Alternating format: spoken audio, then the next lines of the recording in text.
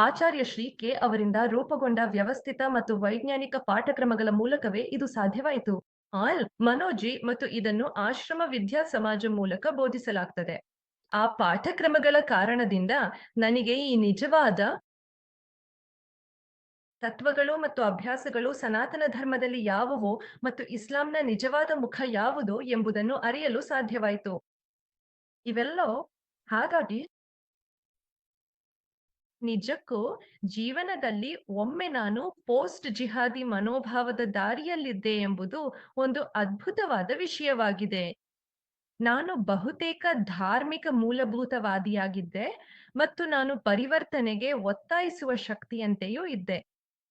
ನಾನ್ ಪರಿವರ್ತನೆಗೆ ಒತ್ತಾಯಿಸುವ ಶಕ್ತಿಯಂತೆಯೇ ಆಗ್ಬಿಟ್ಟಿದ್ದೆ. ಜನರು ನಿಮ್ ಬಗ್ಗೆ ಗೊತ್ತಿರದಿರಬಹುದು, ಆದ್ರಿಂದ ನಾನ್ ಸ್ವಲ್ಪ ಹಿನ್ನೆಲೆ ನೀಡ್ತೇನೆ. ಹೌದು. ಹರ್ಷ ವಿದ್ಯಾ ಸಮಾಜಂ ನಾನು 2016 ಅಥವಾ 17ರಲ್ಲಿ ನಿಖರವಾಗಿ ಯಾವಾಗ ಮೊದಲ ಬಾರಿ ಹೋಗಿದ್ದೆ ಎಂದು ನೆನಪಿಲ್ಲ.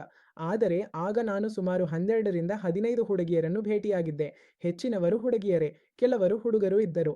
ನಂತರ 2018ರಲ್ಲಿಯೂ ಮತ್ತು ನಂತರ ಗೊತ್ತಿಲ್ಲ ಕೋವಿಡ್ ನಂತರವೂ.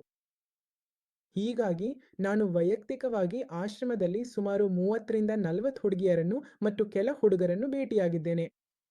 ಇವರಲ್ಲಿ ಬಹುಪಾಲು ಜನರು ಇಸ್ಲಾಂಗೆ ಅಥವಾ ಹಿಂದೂ ಧರ್ಮಕ್ಕೆ ಮತಾಂತರಗೊಂಡವರು.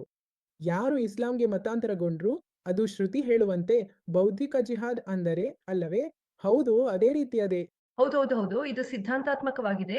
ನಾವಿದನ್ನು ಸ್ಪಷ್ಟಪಡಿಸಬೇಕು. ಮತ್ತು ಭೂ ಜಿಹಾದ್ ಇದೆ, ಅದೇ ರೀತಿ ಬೌದ್ಧಿಕ ಜಿಹಾದ್ ಕೂಡ ಇದೆ. ಆ ಪದವನ್ನ ನಾನು ಶ್ರುತಿಯಿಂದಲೇ ಕಲಿತೆ. ಆದ್ರಿಂದ ಅವಳು ಹೇಳ್ಬಹುದು. ಅದು ಅವಳಿಗೆ ಹೇಗೆ ಸಂಭವಿಸಿತು ಎಂದು ಅವಳು ನಿಮಗೆ ಹೇಳ್ಬಹುದು. ನಾನು ತಪ್ಪಾಗಿದ್ರೆ ಹೇಳಿ. 6 ವರ್ಷಗಳ ಕಾಲ ಶ್ರುತೆ ಮುಸ್ಲಿಂ ಆಗಿ ಆಡಿಕೊಂಡು ನಮಾಜ್ ಓದ್ತಾ ಬಾಗಿಲು ಮುಚ್ಕೊಂಡಿರುತ್ತಿದ್ಲು. ಹೀಗೆ ಮುಂದುವರಿಯುತ್ತಿತ್ತು. ಆಮೇಲೆ ಅವಳಿಗೆ ಸವಾಲು ಎದುರಾಯ್ತು. ಅವಳನ್ನು ಆಚಾರ್ಯ ಮನೋಜ್ ಅವರ ಬಳಿಗೆ ಕರೆದುಕೊಂಡು ಹೋದ್ರು. ನಿಮಗೆ ಗೊತ್ತೇ? ಅವಳು ಹೇಳಿದ್ಲು, ನಾನು ಅವನನ್ನು ಮತಾಂತರವಾಡುತ್ತೇನೆ ಅಂತ. ಮತ್ತು ಅವಳು ತನ್ನ ಪೋಷಕರನ್ನು ಕಾಫಿರ್ ಎಂದು ಕರೆಯುತ್ತಿದ್ದಳು. ಅವಳು ಮಾತ್ರವಲ್ಲ, ಬಹುಶಃ ಇತರರು ಕೂಡ ಹೀಗೆ ಮಾಡುತ್ತಿದ್ದರು.